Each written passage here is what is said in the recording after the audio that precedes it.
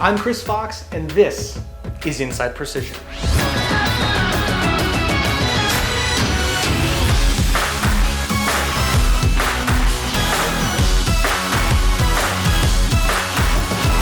When a shop buys a new machine, the first thing everyone brags about is cycle time. We shaved 20 seconds off this cut. That's awesome. Sometimes it's even less than that, but it's still a boastable number because we all know that faster cycle times mean more productivity, which means more money coming into the shop. Kind of a no-brainer, right? Here's the rub. Cycle time isn't necessarily the full story. Throughput, how fast parts actually move through your shop. The whole shop, from stock to part, shipping out the door, is the metric that decides profit or loss. Cycle time is easy to measure and easy to show off. The machine gives it to you.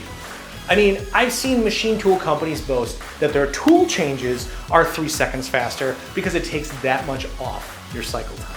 Programmers love it when they can find a spot or a feature that they can cut a corner on and save some time. I've even heard shop owners boast about how much they reduce cycle time on a given part year over year as CAM software and programmers get better and better at what they do. But cycle time alone doesn't account for setup, CMM and inspection, waiting for an operator who needed to use the restroom, batching delays. I mean, the list goes on and on and on.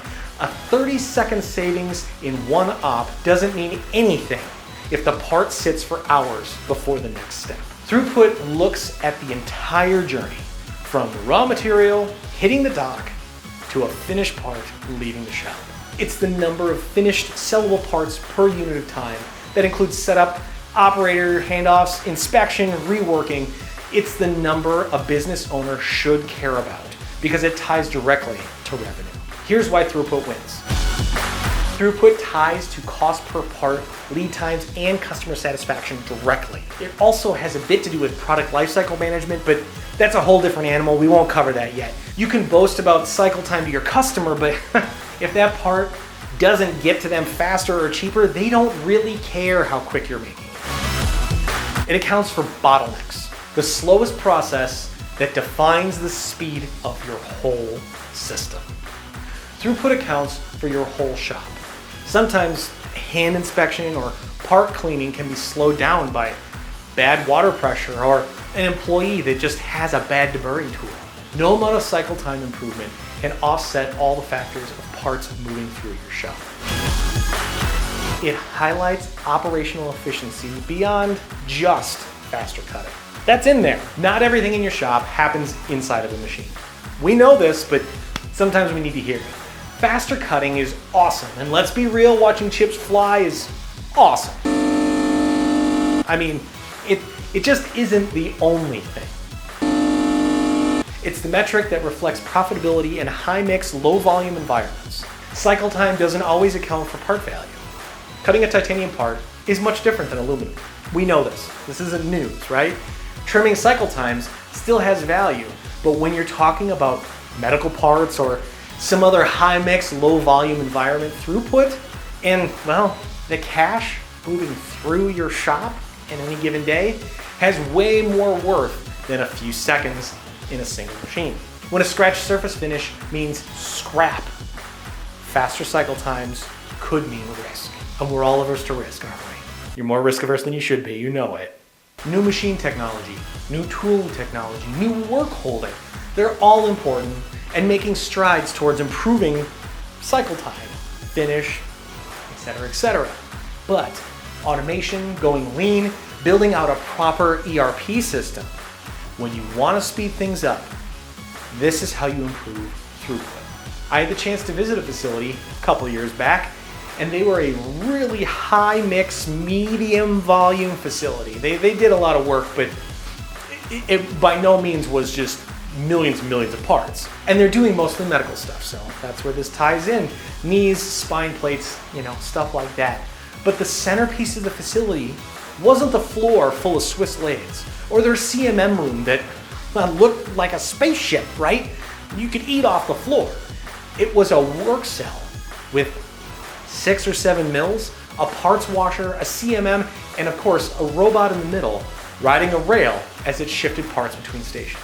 While the sight of a robot flying up and down an automation cell is impressive in and of itself, What really blew my mind was the automation technology built into this system. I've done a lot of video work for a number of OEMs in the manufacturing space, but I had never seen anything quite like this before. The system not only had a pick and place function within the cell, I mean, it's a robot, right? Moving down this rail and in and out of machines. But Makino had their various machine sensors and monitors and other systems tied into the entire automation infrastructure. For instance, the operation that checks for broken tools with a flash of light after every tool change then feeds back into this entire system. Seems like it, logical, but here's the kick. If a tool for a specific part was broken, the system would stop calling up that part in the automation and then fill the machine with a different part, keeping the spindle turning, making parts, and simply parking the part that was associated with the broken tool until an operator can render the tooling situation. The system was also tied to a CMM within the cell. Now, it was doing rough checks, right? We're not doing like real finite work, but rough checks. So when a part is off in that rough check, they pause that part until it can be evaluated. So they set it aside and stop running that part throughout the whole system without really stopping anything. I'll come back to this in the future when we talk about automation because it's really cool. But the point here is that it doesn't matter if your cycle time is fast when spindles aren't turning and parts aren't being cut. Automation like this improves throughput because it doesn't wait for everything to be perfect for a given part. It pivots. It pivots to a new part so the machine and the shop overall can keep producing parts and, well, making money. If you're evaluating new equipment or just trying to improve what you've got, don't just ask, what's the cycle time or what can the cycle time be? Instead, ask something along the lines of like, what will this do for my throughput? And if you haven't even thought about throughput, you need to measure all of that first before you even consider including a new machine. Thanks for watching. If you found this helpful, please like, follow, subscribe, share, comment, all those social stuff, because we have to appease the digital marketing overlords. That's it for this episode of Inside Precision. I'm Chris Fox. Keep your spindles turning and your machines earning. And I guess we're gonna stick with that. Cut a corner on watching delays. Slowed down by bad weather. Now we're moving too fast.